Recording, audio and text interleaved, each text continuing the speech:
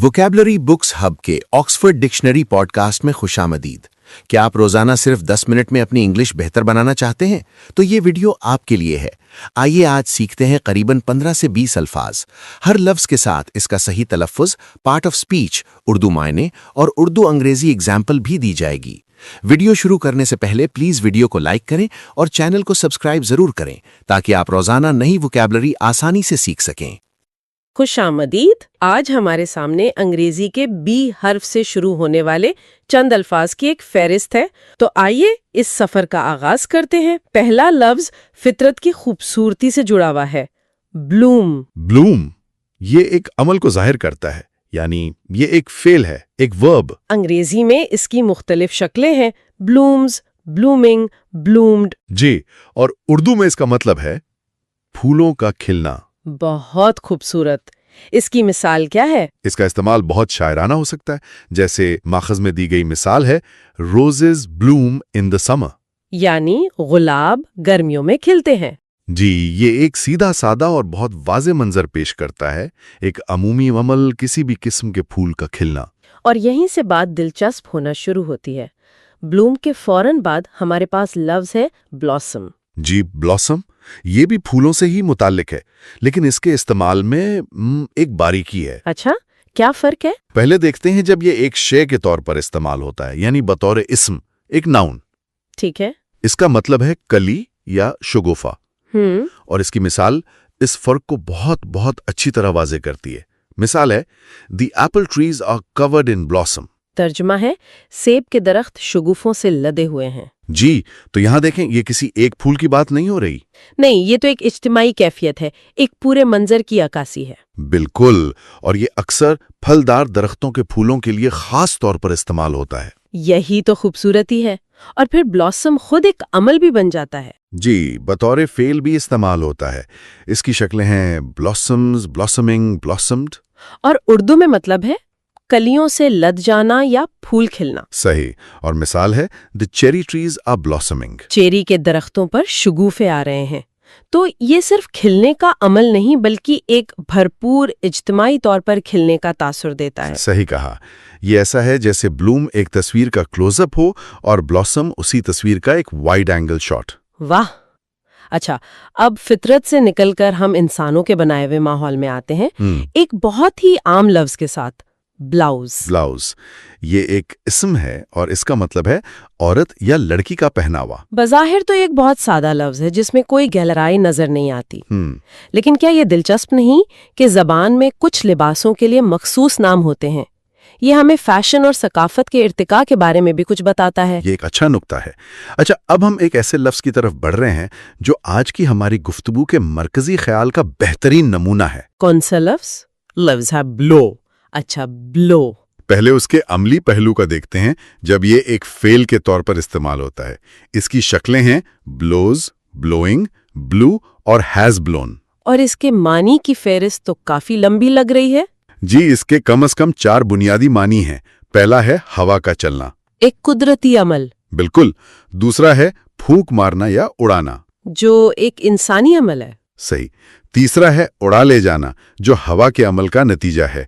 और चौथा सीटी बजाना। ये सब हवा की हरकत से ही जुड़े हैं। जी, आइए देखते हैं ये अमली तौर पर कैसे काम करता है। हवा के चलने की मिसाल है, the wind was blowing from the सी, यानी हवा साहिल समंदर की जानिब से चल रही थी। ये तो बहुत फितरी है। लेकिन फिर यही हवा जब किसी चीज पर असर अंदाज होती है तो माने बदल जाते हैं। अच्छा, the wind blew my hat off, हवा से मेरी टोपी उड़ गई। और फिर इंसान इसी हवा के उसूल को इस्तेमाल करके एक बिल्कुल मुख्तलिफ काम करता है। The referee blue his whistle, referee ने सीटी बजाई।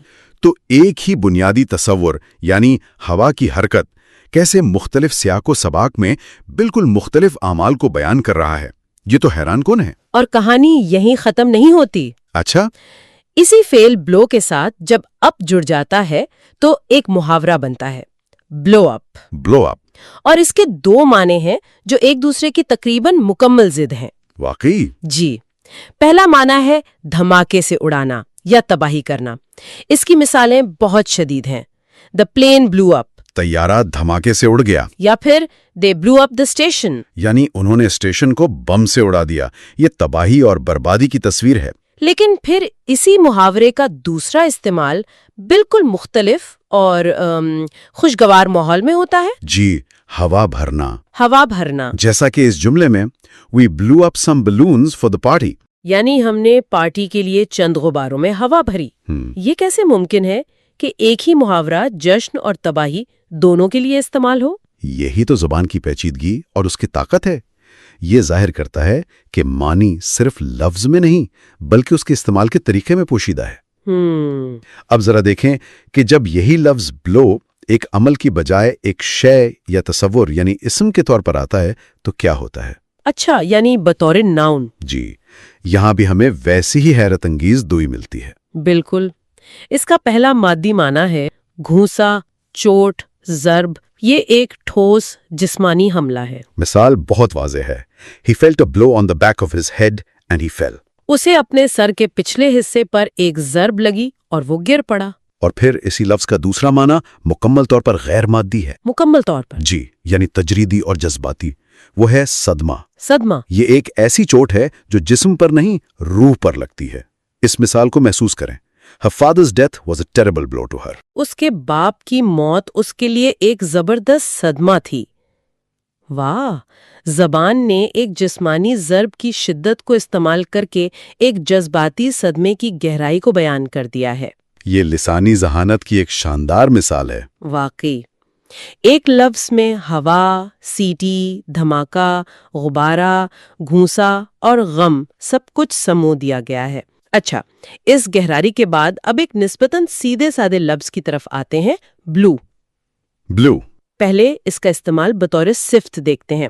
اس کی کمپیریٹیو اور سپرلیٹیو فارمز ہیں بلوئر اور بلوئسٹ۔ جی، اور اردو میں اس کا مطلب ہے نیلا یا آسمانی رنگ کا۔ اس کا استعمال تو بہت عام ہے۔ جی، جیسے he wore a blue shirt، her eyes are bright blue، یا a blue carpet۔ لیکن یہ صرف کسی چیز کی صفت ہی نہیں بلکہ خود ایک تصور بھی ہے۔ بالکل، یعنی جب یہ بطور اسم استعمال ہوتا ہے تو اس کا مطلب ہوتا ہے نیلا رنگ۔ اچھا، جیسے she was dressed in blue، یہاں بلو کسی کپڑے کی صفت نہیں بلکہ خود رنگ کے نام کے طور پر استعمال ہو رہا ہے۔ صحیح۔ اب اگلے لفظ پر آتے ہیں، بلنٹ۔ یہ بھی ایک صفت ہے اور یہ دوبارہ ہمیں اسی دوئی کے تصور کی طرف لے جاتا ہے جو ہم نے بلو میں دیکھا تھا۔ اس کے دو بالکل مختلف مفہوم ہیں۔ پہلا مادی اور ٹھوس ہے۔ اس کا مطلب ہے کند، یعنی جس کی دھار تیز نہ ہو۔ جی، مثال بہت عام ہے، دس پینسل از بلنٹ۔ ترجمہ، یہ پنسل کند ہے۔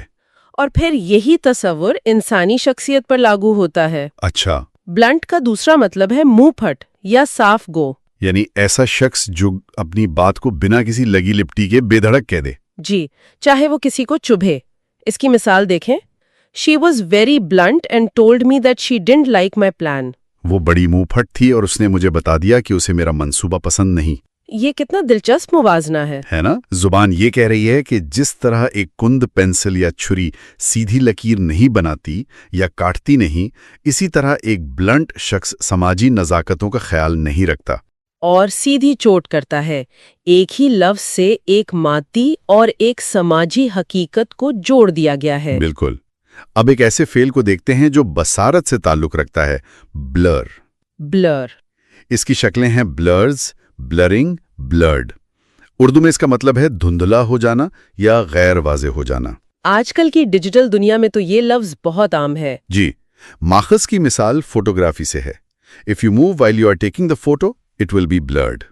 ترجمہ، اگر آپ تصویر لیتے وقت ہلیں گے تو وہ دھندلی ہو جائے گی۔ اور یہ دھندلا پن صرف تصویروں تک محدود نہیں، ہم اکثر یادوں یا لکیروں کے دھندلا جانے کی بات بھی کرتے ہیں۔ صحیح۔ اگلا لفظ بھی ایک بصری عمل ہے، لیکن یہ اندرونی جذبات کا بیرونی اظہار ہے۔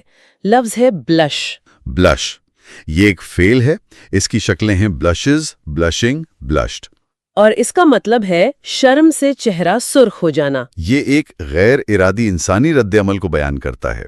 مثال ہے She blushed when he looked at her۔ یعنی جب اس مرد نے اسے دیکھا تو اس کا چہرہ شرم سے سرخ ہو گیا۔ زبان نے ایک جسمانی تبدیلی کو براہ راست ایک مخصوص جذبے یعنی شرم یا حیا سے جوڑ دیا ہے۔ بالکل۔ اب ایک بہت مختصر لفظ ہے بور۔ بور، یہ ایک اسم ہے۔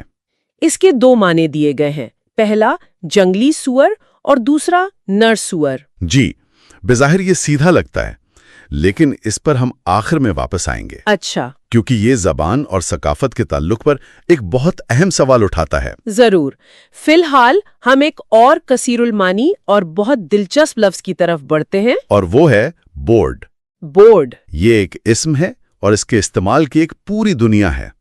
اس کی بنیاد ایک بہت ہی ٹھوس چیز ہے، لکڑی کا لمبا چپٹا ٹکڑا جسے ہم تختہ کہتے ہیں۔ تختہ، ٹھیک ہے۔ مثال یہ ہے I nailed a board across the broken window۔ ترجمہ، میں نے ٹوٹی ہوئی کھڑکی پر ایک تختہ لگا دیا۔ اور اسی بنیادی تصور یعنی چپٹے تختے سے کتنے ہی نئے الفاظ بن گئے ہیں، جیسے کہ فلور بورڈز، نوٹس بورڈ، شطرنج کھیلنے والا چیس بورڈ۔ آئرننگ بورڈ اور کلاس روم کا بلیک بورڈ۔ جی، یہ سب اسی ایک بنیادی شے کی مختلف شکلیں ہیں۔ لیکن پھر بورڈ ایک جست لگاتا ہے۔ اچھا، اور لکڑی کے تختے سے نکل کر انسانوں کے ایک گروہ کے لیے استعمال ہونے لگتا ہے۔ یعنی اس کا دوسرا معنی ہے وہ لوگ جو کسی ادارے کو کنٹرول کرتے ہیں۔ بالکل، جیسے دا بورڈ آف ڈائریکٹرز یعنی ڈائریکٹروں کا بورڈ۔ اس کے پیچھے شاید یہ تصور ہے کہ یہ لوگ ایک بڑی میز یا بورڈ کے گرد بیٹھ کر فیصلے کرتے تھے۔ جی، اور آہستہ آہستہ یہ لفظ میز سے ہٹ کر ان لوگوں کی شناخت بن گیا۔ یہ ایک منطقی ارتقا لگتا ہے۔ اور پھر اسی سے جڑی ایک اور ترکیب ہے آن بورڈ۔ آن بورڈ، جس کا مطلب ہے کسی جہاز یا گاڑی پر سوار، مثال کے طور پہ سوال پوچھا جاتا ہے how many passengers are on board? یعنی کتنے مسافر سوار ہیں۔ شاید اس کا تعلق بھی جہاز پر چڑھنے والے لکڑی کے تختے یا گینگ پلینک سے ہو سکتا ہے، اور یہیں سے بورڈ ایک اسم سے فعل بن جاتا ہے۔ جی، ایک ورب، اس کی شکلیں ہیں بورڈز، بورڈنگ، بورڈڈ، اور اس کا مطلب ہے سوار ہونا۔ جیسے وی بورڈڈ دا پلین ایٹ گیٹوک، یعنی ہم گیٹوک سے طیارے میں سوار ہوئے۔ یا ایئرپورٹ پر اعلان ہوتا ہے flight BA193 to Paris is now boarding. Paris جانے والی پرواز BA93 کے لیے اب مسافروں کو سوار کیا جا رہا ہے۔ اس سوار ہونے کے عمل سے دو اور اہم چیزیں جڑی ہیں۔ پہلا ہے بورڈنگ کارڈ۔ بورڈنگ کارڈ، یہ ایک اسم ہے، یعنی وہ کارڈ جسے دکھا کر آپ جہاز یا بحری جہاز پر سوار ہوتے ہیں۔ اور دوسرا ہے بورڈنگ اسکول۔ جی، بورڈنگ اسکول، یہ بھی ایک اسم ہے، یعنی ایسا اسکول جہاں طلبہ صرف پڑھتے نہیں بلکہ رہتے بھی ہیں، جہاں ان کے رہنے اور کھانے پینے کا انتظام ہوتا ہے۔ یہاں بورڈ کا تعلق بورڈ اینڈ لاڈجنگ سے ہے۔ کیا کمال کا سفر ہے اس ایک لفظ کا، ایک لکڑی کے تختے سے شروع ہو کر تعلیمی نظام تک پہنچ گیا۔ واقعی۔ اب ہم ایک ایسے فعل کی طرف آتے ہیں جو انسانی رویے کی عکاسی کرتا ہے، بوسٹ۔ بوسٹ، جی اس کی شکلیں ہیں، جی بوسٹس، بوسٹڈ۔ اردو میں اس کا مطلب ہے شیخی بھگارنا یا فخر کرنا۔ لیکن اس میں اکثر ایک منفی پہلو ہوتا ہے نا، یہ صرف اپنی کامیابی بتانا نہیں بلکہ بڑھا چڑھا کر بتانا ہے۔ بالکل۔ مثال ہے He boasted that he was the fastest runner in the school۔ ترجمہ، اس نے شیخی بھگاری کہ وہ اسکول میں سب سے تیز دوڑنے والا ہے۔ یہ لفظ خود اعتمادی اور تکبر کی درمیان کی باریک لکیر کو ظاہر کرتا ہے۔ صحیح۔ اور اب ہم اپنی فہرست کے آخری لفظ پر پہنچ گئے ہیں جو بہت سادہ اور بنیادی ہے، اور وہ ہے بوٹ۔ بوٹ۔ یہ ایک اسم ہے اور اس کا مطلب ہے کشتی یا ناؤ۔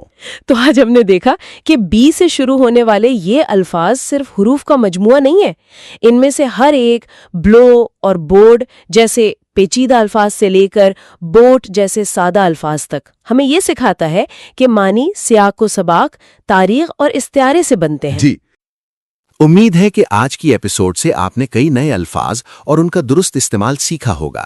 اگر آپ اپنی انگلش ووکیبلری کو روزانہ بہتر بنانا چاہتے ہیں تو ووکیبلری بکس ہب کو ضرور فالو کریں، ویڈیو کو لائک کریں اور چینل کو سبسکرائب کرنا نہ بھولیں تاکہ آنے والی ایپیسوڈز آپ تک فوراً پہنچ سکیں۔ آپ کے قیمتی وقت کا بہت شکریہ۔